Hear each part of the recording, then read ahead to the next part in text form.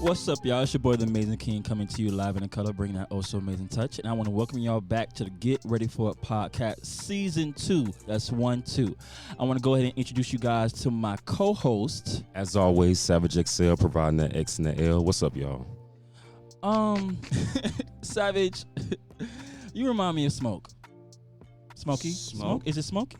Smokey. The bear? Smokey Robinson? Smokey the Bear. Hell no, not Smokey Robinson. The hell wrong with you? Smokey the Bear. He's lumberjacky. He's big. He has bad teeth. He prevents nothing. Okay. You look like a skid mark. It's okay. Let's continue on. This melanin bothers you all the time. Anywho, keep going. Up jumps the boogie. It's the boy KP. Season 2. Let's get to it. So, ladies and gentlemen, I want to start off. We have a very special guest joining us today. She's a trans activist, a drag performer. She's also known as a crown collector, as well as a counselor for the Metro Inclusive Health. I want y'all to give a warm welcome to Miss Kiala Nicole Santi. Kinda right.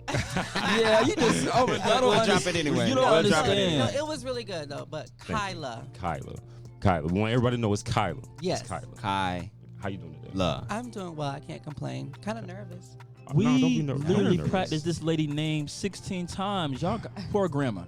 Y'all keeping that, bringing that from season 1 to season 2? And What we not going to do is embarrass you right now. Exactly. Let's keep it moving.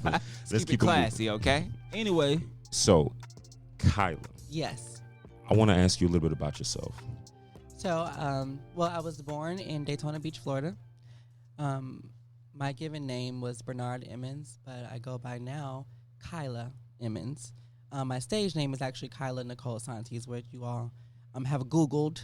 oh yes, Google We do our work. ass.com. You are a crown collector.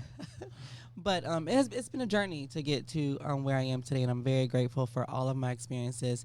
And and I'm ready to share them. I'm grateful for the experience to even be here, to shed light on what it is to be transgender and also African American or Black American. So I'm here. Put them fists up in the Hey, you talking sky. about? Because it's really dark I in this room I right watched now. Queen of Slam last night, too. Look See? here. What we do again, we want to welcome you. So we're glad to actually have you a part of Yes. our Yes, crazy yes. cast here, as Yeah. you can already see. I It look better might, than it you. might go left. But just buckle up. Okay. Just stay in there. Don't I'm ready. unbuckle. So let me ask, what's inspired you to become a performer, like throughout all these years? So when I first started, it was all about like the music videos. I loved like Aaliyah, like the choreography, and I just wanted to be like a dancer. So I was a backup dancer for many queens before I started myself. Okay. But it was this one queen that I really loved. Like I really liked her. She actually has passed away. Her name was Evelyn Sanchez, but she would never take none of my ideas. Like never take none of it. So I was like, you know what? Fuck it. I'm gonna do it myself. And so I went ahead and started performing, and it was great because everybody liked Kiala. Bernard was like a mediocre kind of person, like just kind of like, probably would look over me.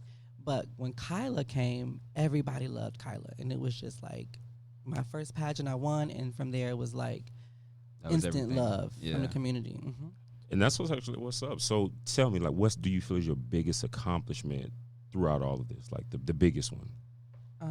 I would have to say it's not in a title, it's not in anything like that. I think the biggest accomplishment thus far is just actually being me, Right. because it takes a lot of courage to really be who you want to be. A lot of people are living in the shadows. A lot of men say I'm just macho man, but you sleeping with trans women, you're doing shit in the dark but can't come out. So I Right. feel like it took a real man to become who I am today Mm. and really Right. trust in my own self. Facts. So Are we snapping in here? But you're being quite modest because you are what we call the crown collector. If you don't know what that means, that's a person who always snatching trophies and getting I rewards. mean, but somebody who has it don't have to always throw it in somebody's face. You know what I mean? Ooh. And I don't. And it's, I But- think.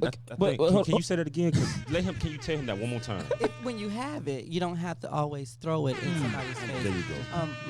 My accomplishments have been through hard work and a lot of doubt. Like people did not think that I would be this or be that. So it came from a lot of hard work, a lot of praying, a lot of crying. So I am extremely humble Okay. when it comes to that. So yeah. Can I throw it in their face? I mean, if you want, I mean. Oh, we got a list Okay, this lady was Miss Westland 2017, Ooh. Miss Heavily 2017, Ooh. Miss Glamorous 2016, Miss Florida Continental 2016. She was in the top 14 of Miss Continental 2016. And when I researched that, that's up there. High, people, really high. She has been Miss Universe 2007, Miss Black Yeah, you gotta Universe say the Black. 2000. Make sure we get that out there. Oh, of course. And you also, if I'm saying this right, Miss Post 2012? Yeah, so that was 2014. Really hard. That was one of them years. Listen. Everything runs together, but you know, like performing at Pulse was such a huge thing for me because I was there every Friday, felt like. And so for that, when everything happened with Pulse, that happened on a Saturday. So just to think that if it had happened a day earlier, Right. I could have probably been in there. And people that I love and care about was greatly affected by the whole thing with Pulse. So it's just kind of like that was crazy. Did it make you, after that situation happened, did you not feel comfortable performing? Like, where were you at when that happened? Because that was a really big in the community. Not necessarily performing. I don't feel comfortable going to like prides and stuff. Okay, I big don't groups. because I don't know how is that safe? Like, what safety measures can we possibly take if we're all out Exactly. at a parade? Like, I just think it's just that part is unsafe for me. So for a long time, I felt very uncomfortable going to like large gay events. But you would still go though? Some of them no. Some of them, like, say for instance, we had like gay pride with me in Ybor. Instead of me going outside in the parade, I would just perform in Mary's in the actual building Gotcha. Okay. versus being in the parade. Okay, makes Yeah. sense. Have you got, I don't want to say past that because I don't think you ever get past a situation like that, but how were you able to move forward from that situation? Well, you have to just, you can't live in fear. Like, whatever's That's going to true. happen, it's going to happen. And I do have like strong faith in God. So let me just Covered in the blood of the Lamb. I'm Go just ahead. gonna Go work. You better start preaching. You better start Just go preaching ahead. here. But no, I think that we've come a long way. And then working with Metro Inclusive Health, we do pride and everything like that. So if I'm not in the parade, I'm probably testing and counseling and stuff like that. So it's good all the way around. Well, I can honestly say I see that you have came a long way, just from your accolades, from what the King has mentioned, and everything like that. Especially the growth that you had. Just touch a little bit more on the Metro Inclusive Health, like what it is that you actually do with them. Okay. So when I first started with Metro, I was doing the HIV testing, like part of the prevention staff, Right. where you go out and do outreach in the community, get people tested, whatever. So now, 2 years ago, I started in a new position called I'm a trans services navigator. So basically, anyone that's looking to transition, they would call me first, and then I would get them connected either to like behavioral health services or to our medical providers, or they dealing with like infectious disease. We would refer them places. So I mean, it's just kind of depend on what they need. But I'm like the first person of contact that they would And being that first contact, do you see like it's a lot of like mental, like health wise? Oh gosh. You see a lot of different things because our numbers right now are crazy. We have like 900 white clients and 100 black.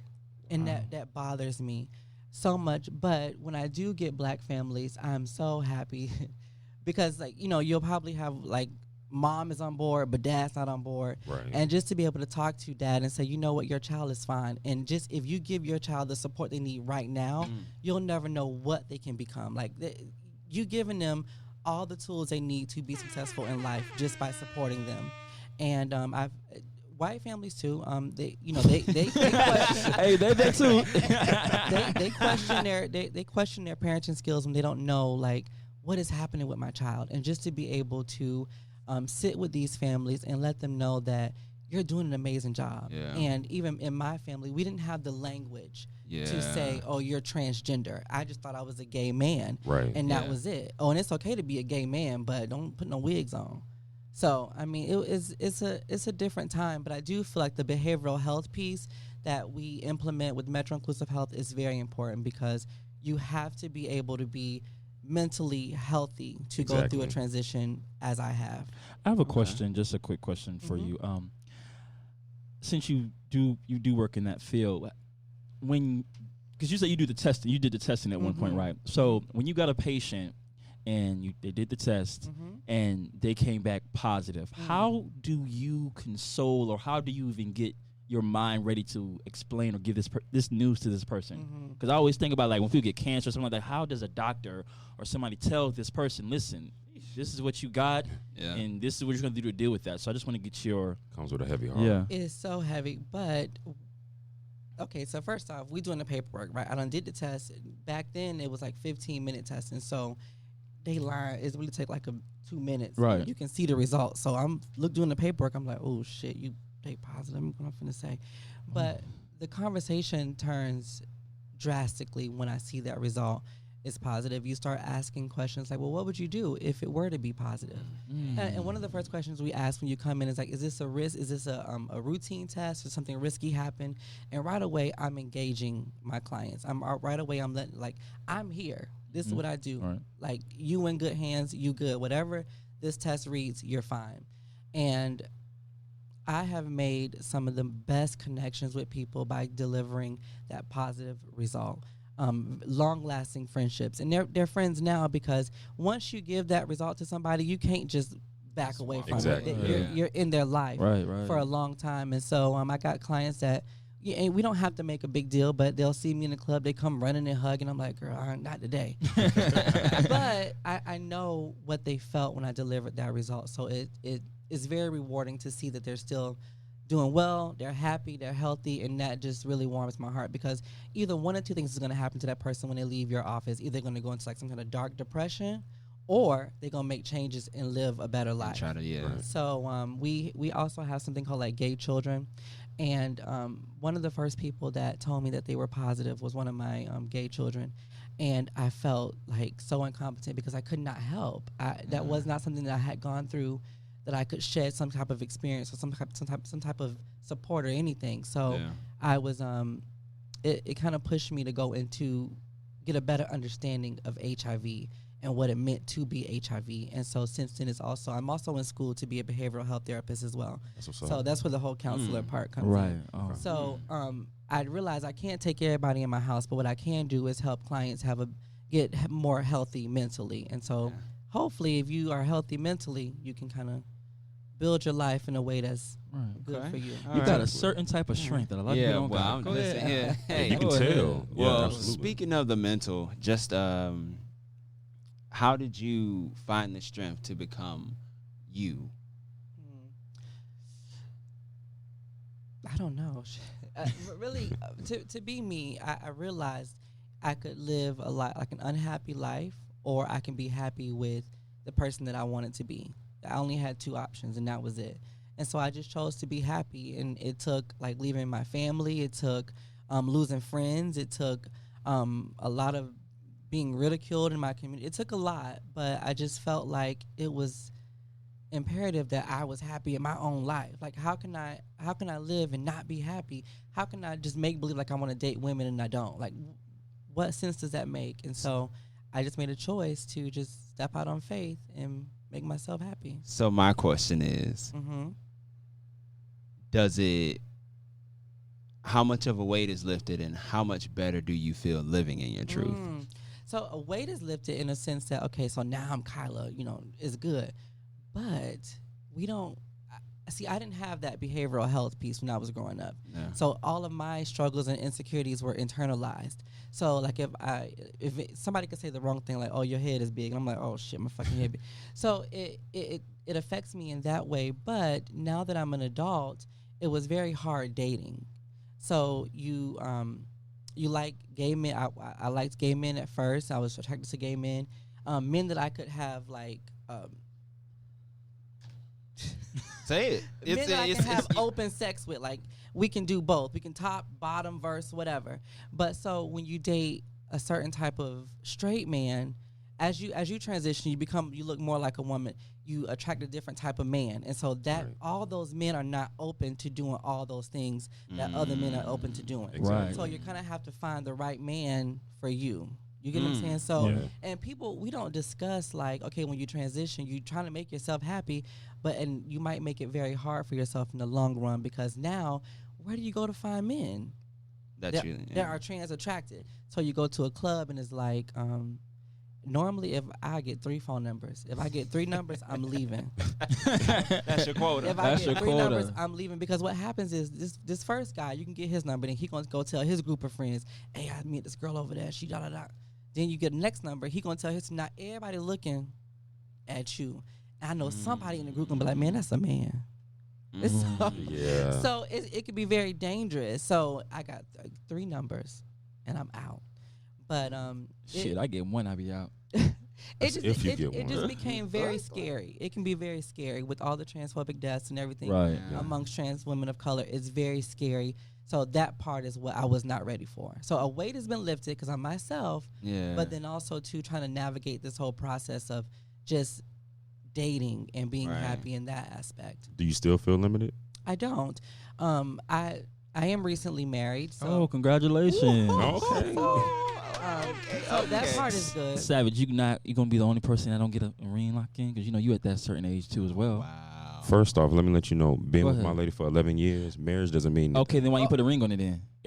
I'm not sure. I'm not. I'm into just the saying you're traditional 37 marriage. years old. It's Yeah, time for you to move forward. So now. So apparently we're deviating from what we were just discussing, so he can get on me. Me and my woman have a very good understanding Keep of where our going. You relationship passionate is. about it. Keep going. Like I said, we know exactly where our relationship lies. So a ring, a piece of paper, it doesn't justify what we have. Right. We already Keep- know Can you that. put the attention back on my guest, please? Thank you. I mean, You changed it, but please continue, Miss Santi. I apologize. Okay. So yes, I am married now, and it came about actually very quickly because this guy respected me differently than any other guy that I had been with before. This guy, he actually is African, but we don't have to go through like sending the naked pictures and being sexualized that I was privy to before. Like Right. before, guys would, like right away, send me what you got a pussy, what you got a dick, what you got, let me see. They would and honestly, no offense, but straight men are like the nastiest, Yes. freakiest. Yes. You want me to spread your legs, bankhead bounce, all this. They want you to do all kind of crazy stuff, only for you to like not even speak to me when you see me in public the next day. So I mean, what are we doing? We sending these pictures. I'm busting it open, and then the next day, nothing. So y'all. So right now with your husband, Mhm. y'all had that emotional bond first. Correct. To where, okay. Correct. And that young man, he loves you openly. Correct. So we're That's- able to go wherever we want to go. We do. I mean, shit. That's all I wanted. I just wanted to be Okay. open with my man. That's it. Absolutely. Okay, got you. So that was the deal breaker. You couldn't be with someone who was not open Accepting. Someone who was accepting and someone who allowed me to be me. about. Now we do have like I have different like hats. So we performing, we trans activists, and that's not always good for a relationship. Okay. Like when you're trying to have like a heterosexual lifestyle because and so I'm married, but I use my regular name, my maiden name for this. I don't use my married name. Okay. So because I don't want to expose him to all of this. And that's Gotcha. understandable. When Right. you put the trans activist and when you put the performer, it's a lot. too much. Yeah, for So- someone who didn't ask for that. So as far as someone who didn't ask for that, how were your parents respond? How did your mom, your dad feel, or just let's just say loved ones Okay. initially? How Right. did they respond to you becoming who you are? All right. So in the beginning, being gay was okay because growing up, I played with Barbies. I had the easy bake ovens, and I was doing my sister's hair and dressing them, taking care of them. So being gay was fine. But I remember one time I had relaxed my hair. I was trying to do dreads at first, but it weren't working, and I relaxed my hair, and the hair felt real long. My mama was so mad. She was like, "Boys don't perm their hair," and I was like, "Girl, Mom, boys don't even have long hair." So, but what happened was 2 weeks later, after I was wrapping my hair and it was looking lovely every morning, she's like, "Bernard, you wrap my hair." Oh, so Oh, that's now, what you, you now doing. you want your hair wrapped, Ma? Okay, but so me and my mom has like a different type of relationship. Mhm. I always had some type of like I don't want to say it wasn't as strong as resentment, but a little piece of something because I always had to look out for my sisters and do their hair, and I had to grow up Mhm. so fast and be so serious so Right. fast, and so. When I actually transitioned, her and I were not talking, and I was dating Mom? this guy. Me and my mom weren't talking. I was dating this guy. She came over to the house. I was in the shower. My partner at the time, my pills, my hormone pills, were like on the table, and they looked like birth control pills. So she was like, "Well, who birth control pills?" And he was like, "Well, they mine. I'm a hermaphrodite." And so 2 weeks later, she called me and she like, "Well, Bernard, he told me he was a hermaphrodite." I say, "No, Ma, he probably was just protecting me and didn't want you to know that I was transitioning." But I have a really funny story with my Real grandmother. friends. My grandmother is who mattered the most, actually. Okay. Because every time something happened, she would always defend me. She was always there. And such a strong, hardworking woman. And so when I just broke down one day, I'm crying. I had already started taking the hormones. I already was seeing changes. My breasts were coming in and stuff. And so I called her and I'm like crying. Grandma, I'm I want to be a woman. I've been taking my pills, and so I'm telling my whole just 5 minutes straight, just talking, crying, and she say, Bernard, I think those pills got you feeling like nobody don't love you. And when she said that, it kind of everything just started to kind of lift and just kind of you know what, it's fine, because she went on to say, you're not the only gay in this family, and being gay and transgender was kind of the same thing to them. So. Yeah. She just just kind of affirmed that you're okay and it's fine to be who you are. Right. And so from then on, not everybody though was on board. Right. Now that even my mom had trouble calling me Kyla. Well, I didn't name you. I named you. So we would be we would be in Walmart, and she all on the next aisle calling Bernard. And so what would happen was it got to a point where I was so far along in my transition, we would get to restaurants and the waiter would be taking our order and say, well, Bernard, what you getting? The lady was like, well, who you talking to? So it would make her look crazy. And so it came to a point where we had a really my aunt passed away, and my aunt was the only person that was using female or using she, her pronouns. And so when she passed away, I was like, fuck, who I'm going to have now? What ally in the family I'm going to have now? Oh, man. But the next day, I went, at the funeral, my mom, the repast, my mom people hadn't seen me in 20 years. And so I went back, we were in Daytona. My mom, people were like, well, who is that girl? My mama said, it's funny now, but she was like, they ain't no damn girl, that's Bernard. And and that stuck with me. And again, now it's funny, but at that time I'm just like, oh man, and I can hear this. I hear y'all, I hear you. And so the next day I went to church, and the sermon was about love and acceptance. And I just called my mom, and I was crying and crying. And I was like, Ma, I would much rather be nameless than you call me that name again. And so she, she going off black mama. Well, I don't know. I said, Ma, listen.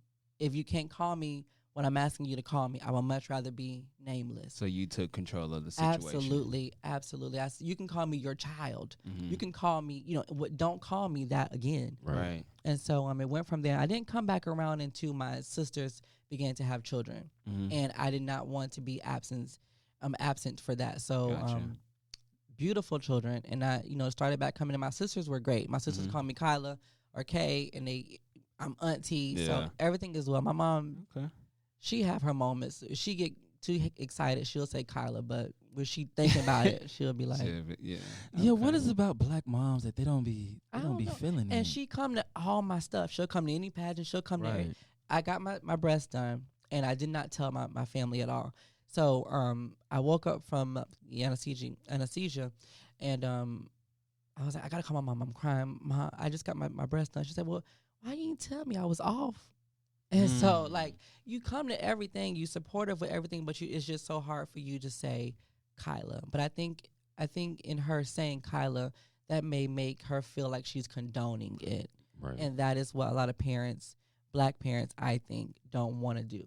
Okay, that makes sense. Okay, well, Did I take too long? No, no, you're no, good. no, You're fine. you You're fine. talking. Listen, I told you educating these. Yeah, we're actually us in this listening. building because you see, I have a this is child the myself. quietest. I have 2 kids. This is the quietest they in ever today's been. world, everything is growing, so I don't want to be me personally. I don't want to be that guy that's like, no, you ain't doing that in my house and blah blah blah. So it's just, you giving me information is helping my giving journey. all of You us know what I'm saying? information. Y'all, and really take it, because this is great that y'all are even doing this. So Yeah. I'm very appreciative that y'all are even having these conversations and this dialogue, because it's definitely needed. Yeah, for sure. Really, For sure. really. I do have a. My bad. I just have a quick question. So seeing as how you've grown up and you've been susceptible to everything going on from your family to your friends and all of that, there had to probably been a point where you went through a lot of depression. Did it ever get to the point to where you wanted to commit suicide? And the only reason why I bring that up, because I know within the black community there are a lot of people, whether gay or not,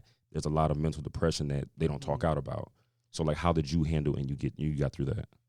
I wouldn't say I got to a point where I was actually had a plan, Right. because it's different. You can think about, you can have suicidal thoughts, and then you can actually try and kill yourself. Right. Right. For me, I've definitely dealt with my deal of depression, and even now still. I mean, you have good days, you have bad days, but for me, I think that seeing a therapist is definitely something that everybody should consider. It don't matter if you have issues or shit going on. If you got shit going on, it's probably too late. You probably should have been seeing a therapist so that you can learn how to cope and manage those different things that you're going through. So now I talk to myself different. Before, I would get in the mirror. I would get in the mirror and be like, "You so stupid. Why would you do that?" Or why did you just downing yourself. So now it's like, okay, let me be a little bit more patient with Kyla.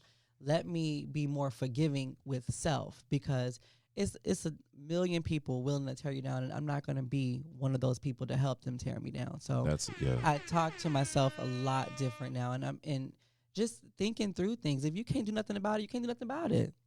Chill. For real. So yeah. Okay. Last question. For me anyway. I mean, outside of your family, you know what I mean, those type of things, as far as like those type of challenges. What about outside of that? You know, like workplace, you know, just, you know, stuff like that. You know what? I find it very easy to adapt to the women in my workplace. So say, for instance, I worked at a call center before Metro, and the call center women, you know, call center women, little ghetto. and no, I'm from the hood myself, and so you getting to have, okay, with all the women in here wearing the long hair, bitch, you gotta get you some long hair. If everybody wearing the long nails, get you some long nails. So adapt. You definitely learn to adapt in whatever environment you're in. But now, being in a more professional environment, it is important for me to look to the black women that are around me at my workplace.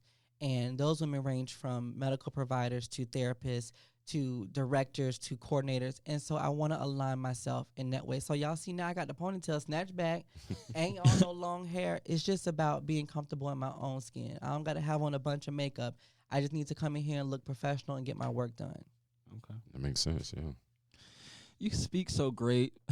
Just so articulate you. and stuff like that. You know, I wish I can get to that. You know, like what school you went to? Was it in the Hillsborough County field? No, clearly failed a long time ago. Is that a real question? What? That's a real Okay. question. I need prayer. No, I went to West Orange High School in Orlando and Colonial High School. I graduated from Colonial. And then I actually went to Bethune for a year. Hated it. Hated it. It was like, But, you know, I think because I was from Daytona and I was living with my grandma, I didn't get the full, like, Bethune experience. Like, I wanted to really, first off, I wanted to go to FAM. But because I had family there, I was like, I'll go to Bethune. So, but that year, though, I didn't like the school too much, but I learned so much about myself. And that after that school year, that summer is when I started to transition. Oh, wow. And so now returning back to school after all that time is so great, because now I'm taking stuff I'm learning from school and applying it directly to my job. And it's amazing, and it feels good, not only to my job, but to my life too. That whole talking to myself and being patient with myself, that's my schooling now. So it's good. I had to write that one down. Talk to yourself different. Yeah. Yes. That's deep. Well, I got a quick story. So the first drag performer I ever saw was actually our guest, Kyla. Kyla, and you are a great performer. Oh, thank you. She came in there, she killed it. We stayed for both shows. Oh. So I was like, when I asked my friend, well, I need somebody that actually is at top of the game and, you know what they're talking about and can articulate their words very good. When he said your name, was like, yes, because I know her. Well, I saw her. I'm a fan. Aw. So I just want to ask you a couple questions. What is the best advice that you got you through the hardest times? Just always be true to yourself. Like try to be as authentic as you possibly can. If you don't like something, tell them you don't like it. If you don't want something, tell them I don't want that. And it's so simple, but if you are able to live in your truth, you don't have to walk away from situations upset, like, damn, why I just did. No, just do do and say what you really want to do and say. Don't allow somebody else to make you feel a certain kind of way. Is it rude that I just keep pressing this button to keep talking? She So, dropping knowledge. I mean, it's the truth, though. I feel hit hard. I just received that message anyway. What is let me ask you a question. What is one thing people will be surprised to know about you?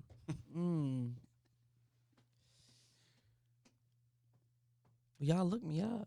Ooh. I think people would be surprised to know how nice I really am. Like I'm really a genuinely nice person, and like I'm like very giving. I'll give whatever I have to make somebody else happy. I got my boundaries, learning new boundaries. Right. But I'm a naturally nice. Yeah, you come off as naturally nice. Like you're sweet, kind. As soon as I met you, you're very But kind and things like that. I can be that too. Ooh. And what is that? I mean, like I said, I grew up in the hood myself, and I do. If I have an attitude, if I have to go, it's gonna be the nastiest attitude you've ever seen. I can't even see you in that light. God, I swear it's the nastiest attitude. And if I'm done with you, I can walk past you like. What sign are you? You Capricorn? Scorpio. Oh, ooh. Y'all is mean. My mom was a Scorpio. She was mean. No, I'm not mean. I'm not. See, we just said I'm nice. It's only if it's garnered. Yes, Okay. only if you take me there. Okay, and I got another question for you. I want to articulate this question correctly. Mm-hmm. When did you realize that you were born in the wrong body? If I'm saying that correctly. Okay, When so did you? It's okay. Get your words together. Right. She gotta get that, you know. So I want to be honest in it because I didn't realize I was in the wrong body. Okay. So growing up, like I can remember first grade having like a little like being on the blue and red mats. Remember the little sleep nap mats? Yeah. And having a boyfriend. His name was Matthew. I remember that so vividly. But First grade? first grade. Matthew was white. He was white. Yeah. He was Going cute though. He on? was cute. He was a cute white boy. Blonde hair. No. Yeah. Brown hair. Brown hair, It's like a okay. little cut, like a Fantasia cut. You know how white. Like Adam Blunt. motherfucker. But he was so nice, and we would draw hearts on shit on our pants. But anyway, so at that point, I just knew that I liked boys. Okay, so then I mentioned earlier the language is what I didn't have. So when I got to Bethune, I was immediately out of place. Like in high school, you grew up with everybody that you know, your Right. neighborhood friends, so everybody accepts you as who you are. So I was very popular and all that in high school. But when you go to college, it's a little bit different because don't nobody know you, and all the popular kids coming. Yeah. They was equally as popular as you. But so when I got there, I immediately realized that I was a lot different from the other guys. Like, and I did not feel that in high school. I was actually wearing guy clothes, but they would be so tight. The pants was like knickerbockers so tight, nuts hanging off the shirt tied up, shirt tied up in the Hey, back, tell the truth. hair man. wrapped, Yeah. and not snow boots. Like, why you got the snow boots on first? But I realized We in Florida. that I was a lot different, and that's when like the name calling came real heavy, like faggot and sissy and gay and laughing. All like it was a whole lot. But when I left with a determination to find out who I was as a person, and I developed a language to know like, okay, you are transgender. I started performing that summer. I met other people that were already transitioned, and it just all kind of clicked for me. So that's when I realized. So 2005 is when I realized that I am transgender and not just a gay man. You see how she just took time to answer that question? Y'all take some notes. So I got a question. So as far as like your circle, what was it like before the transition, if you don't mind me asking? Oh, girls, beautiful, young. Like my female friends were like pieces of me. Like first off, I'm doing everybody hair. We dressing everybody up. Y'all know like the gay boys be like really with the girls, and that's what it was for me. It was like about 7 or 8 girls, very intelligent women, and even now to this day, like they're really doing extremely well. Okay. And that's what my circle was. And those girls gave me so much confidence. And when I came out to them, it was like, We already knew that. What I you don't care. what the Yeah. fuck you talking about? What? And so it gave me like a sense of, that was my first like real sense of belonging. Like these people are here for me. Now I don't know about black women now. Yeah. Oh, we're going to talk about that later. But those girls, those young girls really stood by me and helped me through some of the hardest times of my life. So have you ever felt the need or felt pressured to have like other gay friends or transitioning friends? I don't feel a need to, because actually right now I don't even have no real like best girlfriend trans women. I don't. I really just don't. Right now my circle consists of like my gay families. Like we have gay kids, and so I have like a bunch of people that I kind of like mentor that are also still like old enough to be friends. Okay. And so that's kind of what it boils down to for me. Okay. I want to ask you not a couple of questions, just a particular question. Because, when your name comes up, the first thing that comes out is your history with your pageant background. Okay. And I just want to touch on that a little bit. In that field of work, are the black queens the top tier? Like, how is that? Because, they always put the black girl in the box, or how is that? So, hey, BB. So really what happens is, black pageantry is so hard on their entertainers. So you get like a certain level of polishing that other queens just don't get. And so when we go to a Continental or a US of A or other predominantly white systems, we're already polished. Like, you're not gonna catch no black queen that done been through these particular black systems that slipping. Like, everybody gonna look nice, everybody gonna look groomed and well together, so well put together. So it definitely, I think black queens are actually at the higher. Right. We get the more the hardest training, I would say. And so now there are some white queens that do great things and have accomplished. Name a few. Since I'm in the work, I don't really give Ooh, nobody okay. else that. I don't really, Golf clap. Okay. Hey, it's my interview. I don't finna be giving. Okay, all well, let me. Well, bitch about me. No. We have no. Honestly, It's okay. Hey, you said what you said. honestly, You did, I, you did. I like a lot of older drag performers. I really love Amy DeMilo. She also works in Ybor at the Honey Pot. I love Esme Russell. I like entertainers that don't mind helping generations. Right. I love a Danielle Hunter, who's a former Miss Continental. I really do. And those are just a few of the white queens that I've been able to come in contact with that have reached back or that have said, you know what, I have something that might look nice on you. Or I want to help you with X, Y, and Z. Or, you know what, the last time at Continental didn't go the way you wanted it to, but come on back. And that's what I like in a person. I don't like a nasty, rude queen. I can't stand it. And honestly, a lot of our black girls, because it can be so hard, the grooming process can be so hard, they tend to be a little bit more nasty. Because it's cutthroat. Gotcha. Who was well? I don't want to say who is your biggest competition. Who is somebody that people compare you with all the time? So when I first came out, it was always she's a good friend now, but her name is Giselle Barbie Royale. She's doing amazing work right now. She actually was the first black trans person to win the International Queen pageant. It's over in Thailand. Wow. The pageant's been going on since like 85, and she's like the first black person to win. She just relinquished her title.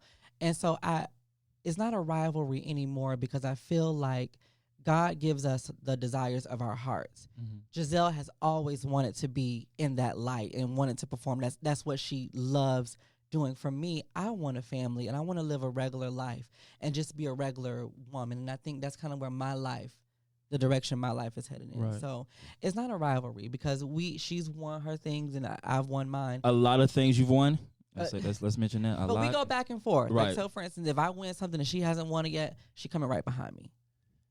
And she's gonna win.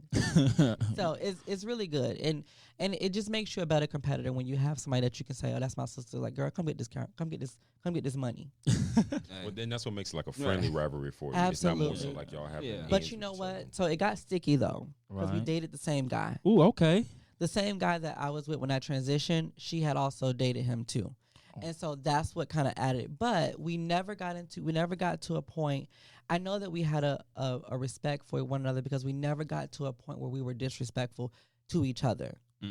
And even in my household, like if somebody would mention, because you watch pageant tapes, watch in YouTube and stuff, you're not finna talk bad about her. You're not finna, not in my presence. Right. Yeah. So it just worked out. And like I said, we even had to like have our friendship not be public for a while because other, her fans or would say something and my fans say something. So it's always a constant back and forth.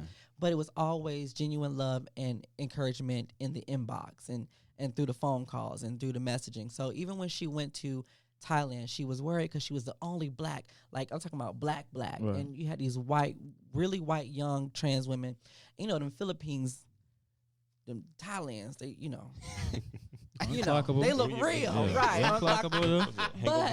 But I told her, her skin is the very thing that's going to allow her to gain the recognition that she needed. She stuck out in every single. And y'all can see I'm excited talking about her. Right, you are. So it's no rivalry. It's nothing negative or nothing but love. Nothing like that. Correct. So what do you what's the next move for you? Because you did a lot of things in your life. What the next? I want to be able to sit on that couch and listen to them people. I want to just be able to help wherever I can. Is it just anybody or specific? Because you need to start helping him and him. They need the most mental guidance. So I'm really looking forward to kind of going into like marriage counseling. Oh, really? Okay. Yes, and then or even like how at my job we have behavioral health where you counsel young children that are or youth counseling that are going through their whole process. But I'm really, really intrigued by like the marriages and how like a man can think one way and women think, or just two people think differently and how they can come together to make it kind of just work. Right. And even in my own relationship, I'm like, that's your stuff. I'm not taking on your baggage. When you figure that out, then we'll talk about it. Other than that, I'm finna go. That's not my issue. That's yours. And sometimes we get in this zone or headspace where we think we have to fix everything and fix our partner's problems. I can't fix your problems. Because I got my own. Yes, you got to show up already happy here, baby. I'm sorry. And if you're not happy, then let's get you the help that you need. Period. Big facts. Yeah, you got to show up happy here. Well, I want to thank you so much for answering all of our questions. Because like I said, when we were talking privately, you were definitely educating the group.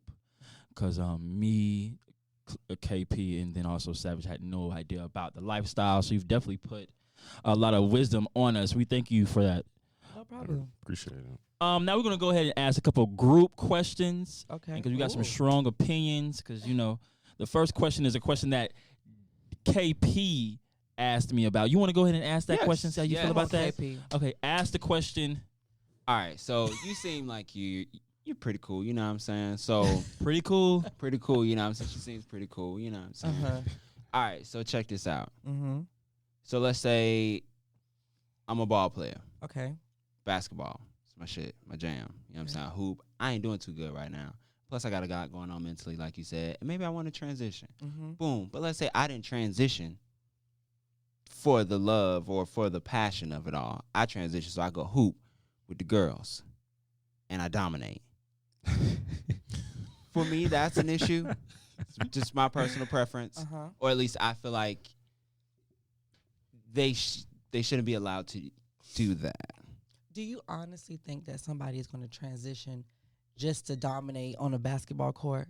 Not at all. Okay. Okay. You articulated the question incorrectly. I did. But no. Here, I understand what you're saying, though. So in terms of people transitioning from male to female and then want to play female sports, there's so much counseling and therapy that's going to go on prior to that person transitioning to where you'll know that that's what they absolutely want to do. We all training together. Mm-hmm. We training together. And when I take my estrogen levels, when I take my medication, my hormones, my estrogen levels are going to go way up. So I'm not the same. I'm not as strong as I was before. That's not that testosterone going through my body as it would have been before. So we're all going to be equal.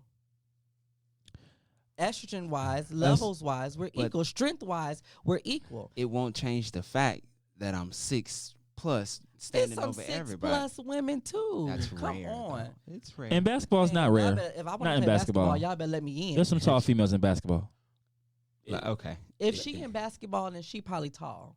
I'm just saying that's not going to change my Look frame at or Look anything. at Megan. But that's Megan Thee like Stallion. right. But She tall.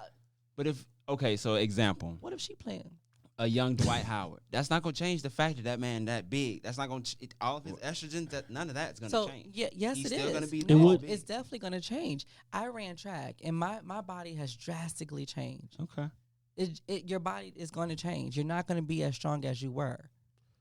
So let me ask you, just because like I remember a situation, or actually was an episode or news article came back in 2016.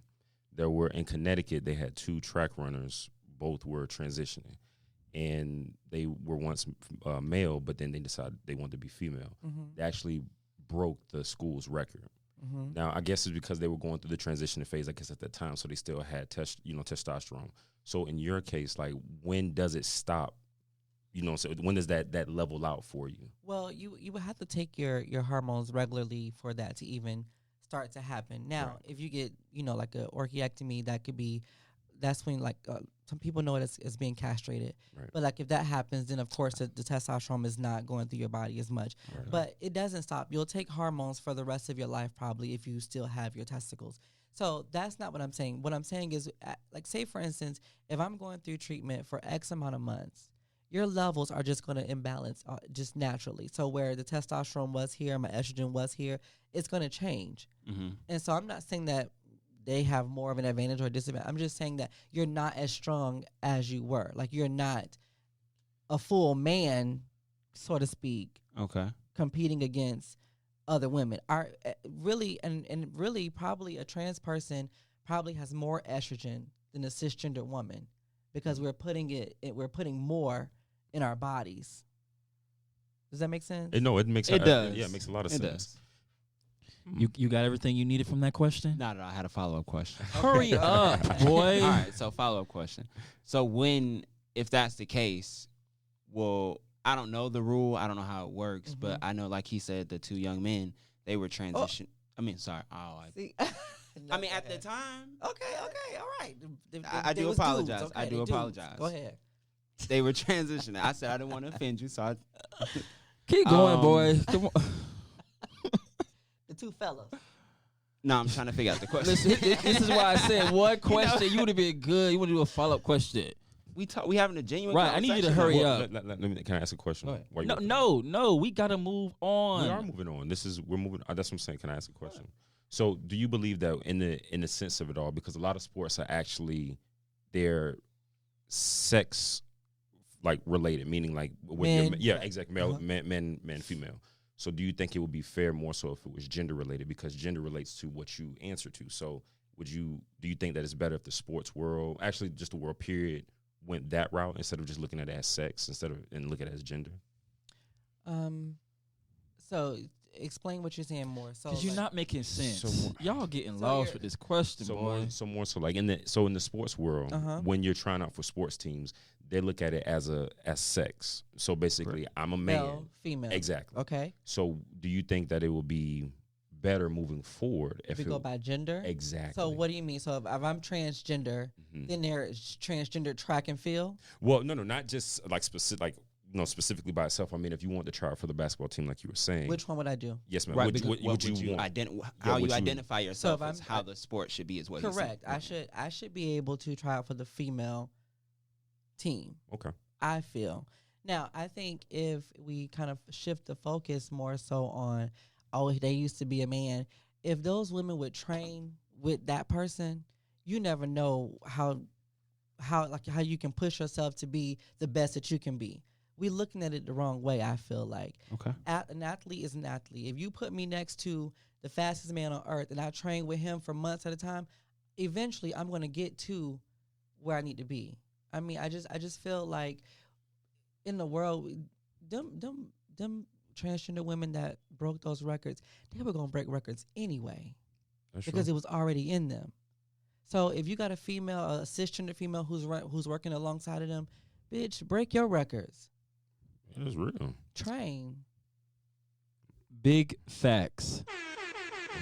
Now I'm gonna try to move on since y'all keep saying. Listen, Them sports deep though. for real, that's what they feeling like. I'm like, we had I ain't questions. playing football. She had though. to I ain't answer finna shit. get out there. next question that I have. So me doing my research in the lifestyle of a transgender person, I found out that because they have such a difficult time in the workplace, the typical work that they tend to lead to is more sex work. I don't want to use the word prostitution. Ooh, let's use it. Okay, I'm gonna go ahead and use it then. Yes, prostitution. Yes. How do you feel about that? Like, you think it's okay? I definitely think it's okay. It's your body. It's your body. Because listen, if I had to, Baby, listen. They want to go collect them checks. They gonna A get check. them motherfuckers. listen, $50 in a Cuban sandwich, I'm good. Man. So I've never been a sex worker or did transactional sex, but I still think very highly of the women that do it because it takes a certain type of woman to be able to do it, a certain type of person because men also do transactional sex as well. They do. And I feel like we have to give them those rights back. We have to allow them to be okay with how they make their money, period. I just don't think that it's about I got a book in my car right now about this very topic. I just feel like we try to control people way too much.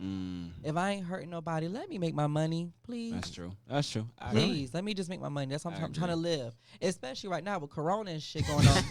You better get in there while you only thing can. probably selling is pussy. We sling I dick agree around with here that. too, though. I agree. Y'all feel it's No, how I y'all mean, feel? I absolutely feel the same way. We I know feel you good. do because you want to be a prostitute since you was like 3 years I old. mean, we already So know. out there selling that little wink Don't wink. Stop using that word, gigolo. Huh? Okay. Thank you, a gigolo. Gigolo. And I'm paid very well for what I You're do. paid nickels and dimes and pennies, young man. Listen, what you got in your savings bank ain't got nothing to do with over here. Okay? Oh, I also too want to bring up too. We at Metro Inclusive Health, we were with the coronas, it is messing it up, but we may still do it. On March 21st, we were doing something called a prep rally.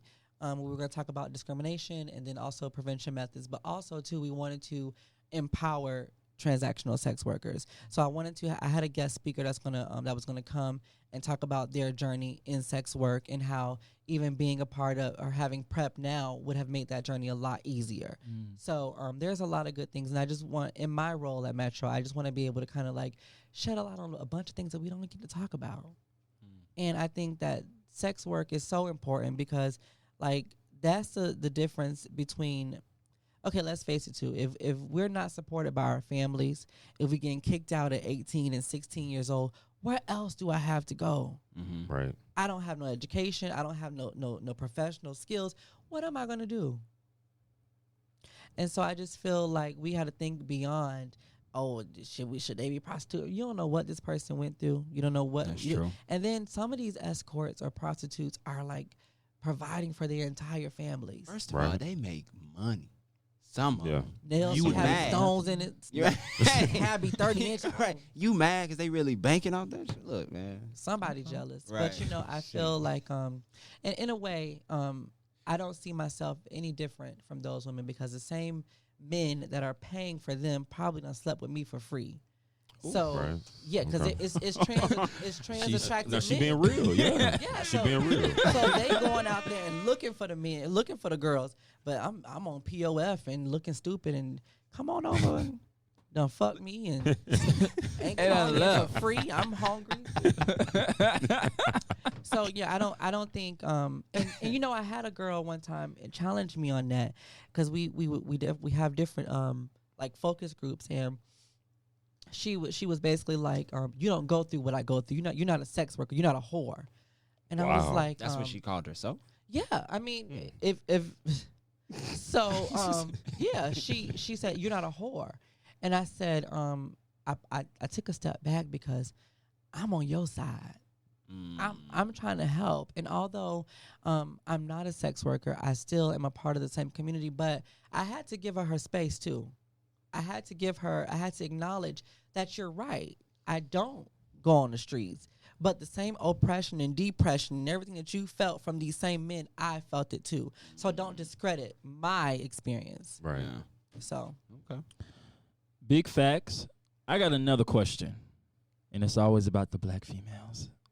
I want to know, do you believe that black females are allies of the transgender community or not? Because from what I see, them people, them ladies, they not. How do you feel about it? Educated ones are. Okay, I give you that. Educated ones are definitely an ally for anyone in the LGBTQ plus community. It's crazy to me with black females because they will be the biggest allies of that community, but then as soon as they get mad, you become the sissy, that punk.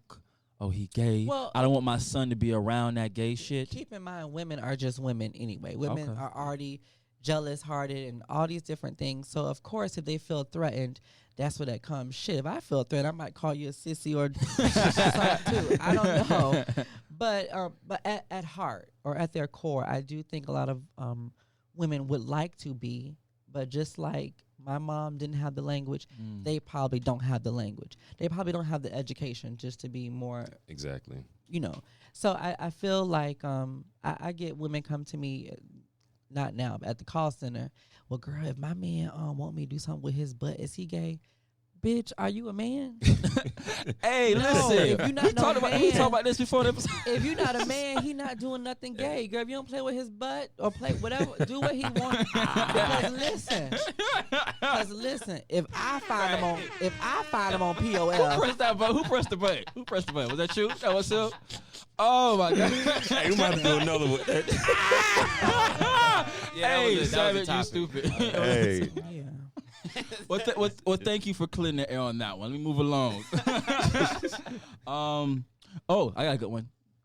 When do you think, and this is for the group, it's appropriate for when a transgender person starts dating to tell the person up front that they're transgender? Listen, you know what I'm trying to say. What is up front though? What's the Like for me, if I tell you, listen, I want to go out and date with you, that's up front. That's when I think it needs to be communicated. But if they just saying you're gorgeous, you don't have. I wouldn't say, say that. Okay. So boom. Okay, Here we go. this fool. I see you. I don't know you. I don't see no ring on your finger. See you out. I'm like, yo, what's up? You look nice. Let's link up. Blah, blah, blah, boom. We text Hey, a couple what's weeks up? go by. Yeah, you know. You know what's up, shorty? You know I'm trying to take you out. Cool. We go out. We have a good time. First date went great. At that point in time, you feeling me, I'm feeling you. When do you feel obligated to let me know that that's the situation that's going on? Okay, so it has changed over the years. Okay. So at first, I was automatically telling out of fear. Yeah. Oh boy, this ain't what you want. Get away from me. This ain't what you want. But now I'm putting myself in greater danger because now he with his boys. He feel embarrassed, try to holler at a trans person. So now if I go on that date with you, I may not tell you right away. Only time I feel obligated that I have to disclose me being transgender is if I'm finna sleep with you. If I'm going to have sex with you, I need to disclose that I am transgender. And I think that goes amongst any. If you have an STD, if you have HIV, you need to, at that point is when you have to disclose yourself to that other person, just out of respect. But if I'm going on a date, first of all, you're attracted to me, I need you to get to know me as a person. Exactly. I am not just transgender. There's so many other things that make the person that I am. So I just feel like if a trans person does not tell you on that first or second date, it's because they had a good reason and they wanted you to know who they are. And now, mind you, these men that are approaching you could be somebody that work with you, and like you might see them all the time. But if you don't know that I'm transgender, I don't have to tell you unless I'm going to sleep with you, because what happens if that first date go bad? Then you're like, everybody calls in, oh, China, man, that bitch a man. Okay.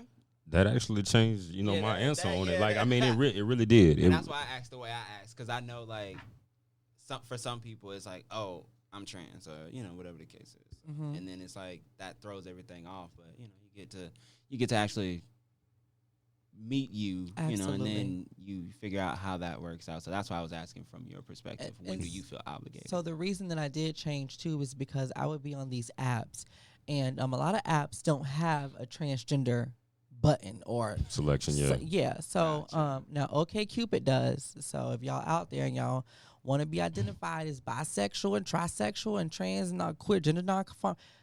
Okay, Cupid got you. But POF does not have that. And so for me, I would tell people right away in the first conversation, they hit me up, oh, damn, Ma, you look good, da, da, da. I'm telling them I'm transgender. The conversation changes drastically. Now you're not even a gentleman no more.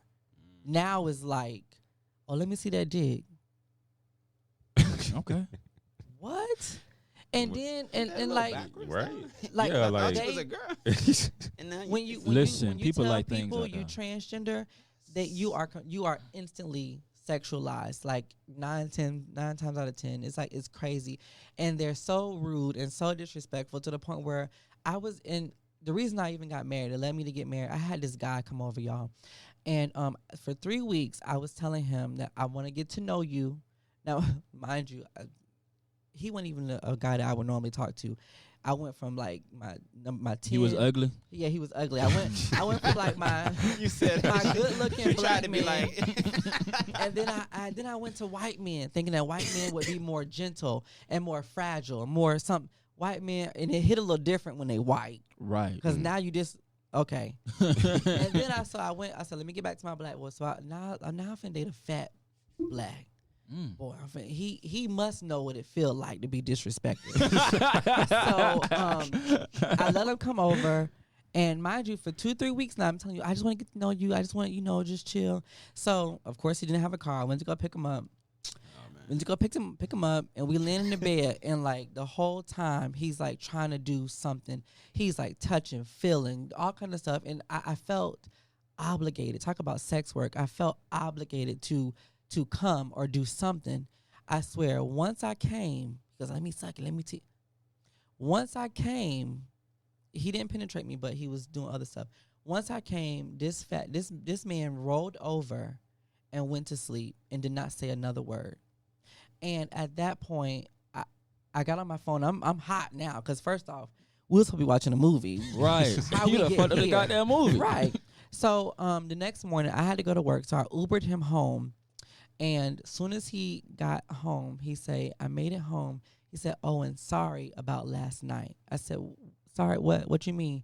He said, sorry for pushing myself on you.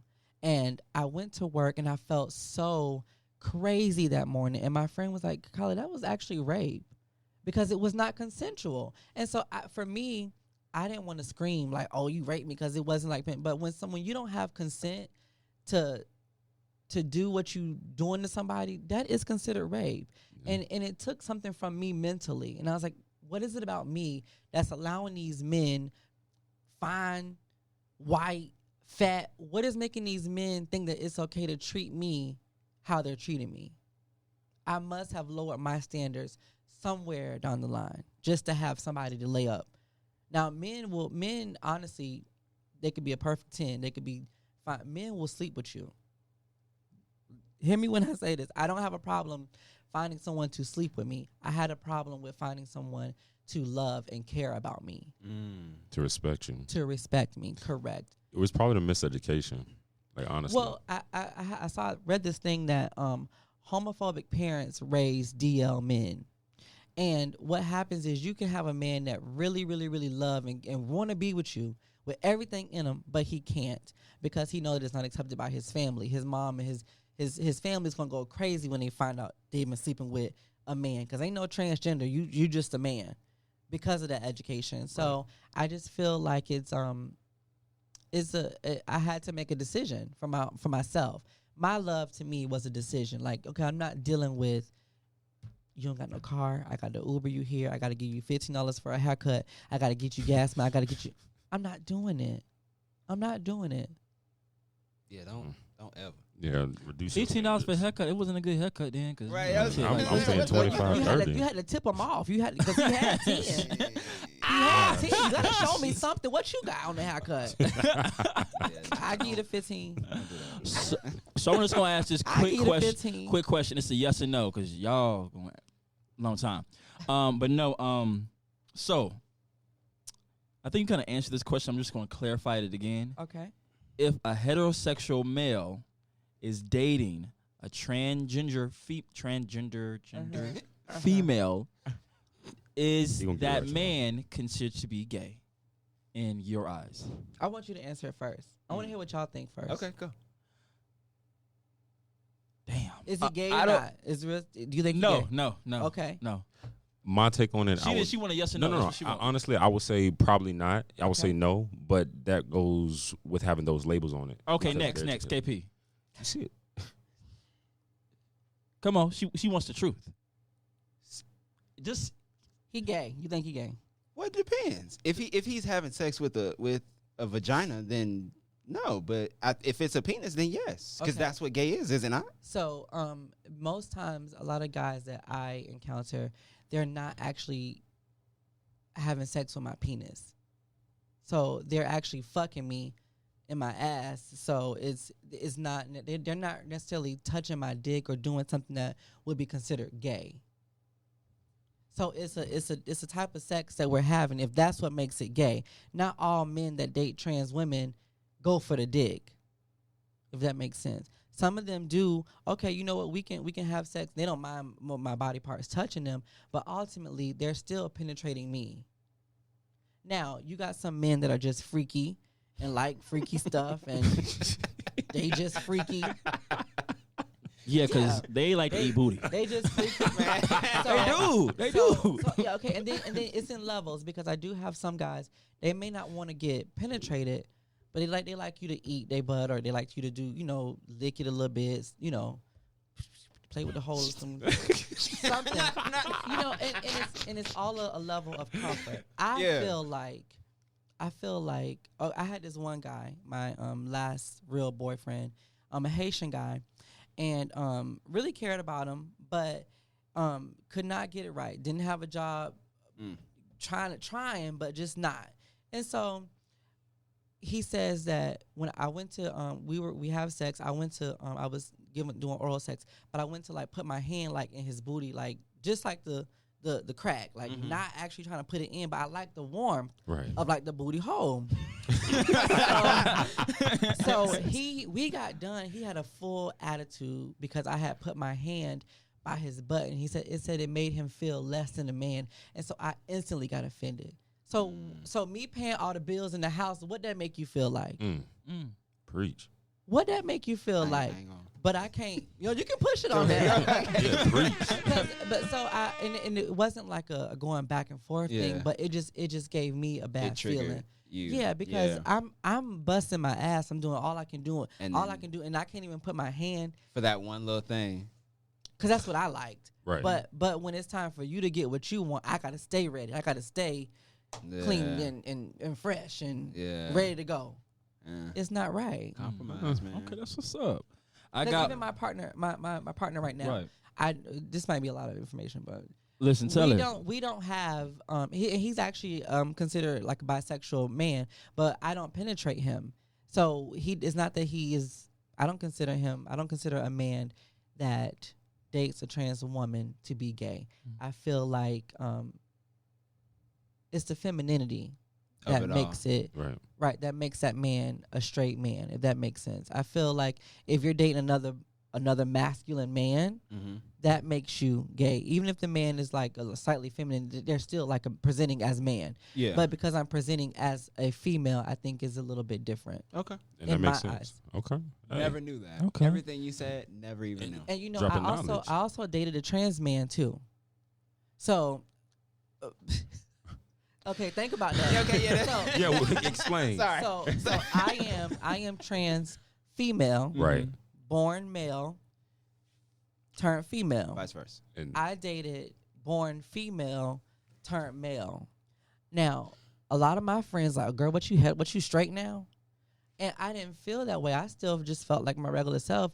But the sex that we were having, honestly, y'all, it wasn't like I was penetrating a vagina. We were actually just kind of like humping, and we felt like so like in love with each other that we didn't need an actual penetration to express our love. Almost how you don't need a ring or a paper, is the connection that he and I shared. right. So I never was like, down there with a vagina. I was just with somebody that I cared about. And they were masculine to me. They smelled like a man. Like everything about this person was a man to me.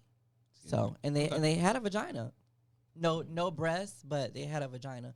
But I never felt like I was dating a woman. Well, you have definitely dropped some facts. She has educated me today. No, for real. You have seriously. really educated us today, and definitely because like I said, these two people on the other side of this table is big dumb. Wow. Am I wrong? Big. Yes. Considering the fact that you can't pronounce no words. Right. You don't brush your teeth right. What are you talking about? Let alone wipe your ass right. What are you Again, talking King, have you Oh, seen the pictures Corona. on You got the your Corona. Instagram? You realize he don't even smile on his pictures no more. He don't like showing his teeth. Right. Yeah. Are we done so I can wrap this up? All right, y'all. It's your boy, the Amazing King, coming to you live and in color, bringing that oh so amazing touch. You can follow me on all social media platforms at AmazingIam_. You can also follow the podcast page at Get Ready For It _1. Also, I want to go ahead and shout out my boy BB for bringing my girl in the building. You can find my boy at BB1225 on Instagram. And go ahead and my other co-host, Exit, please. Again, Savage XL. Y'all can find me on IG at The Real Keys. That's QUIS. All right. It's KP_poetic pimping, man. And my girl, where can they find you at? On Instagram, you can hit me up on Watch Me Rule. And on Snapchat at Kiala Santi, KIALASANTI, all together. It was such a pleasure having you, for real. was. Honestly, I agree. we hope you come back. Thank you guys so much. Get ready for it, baby.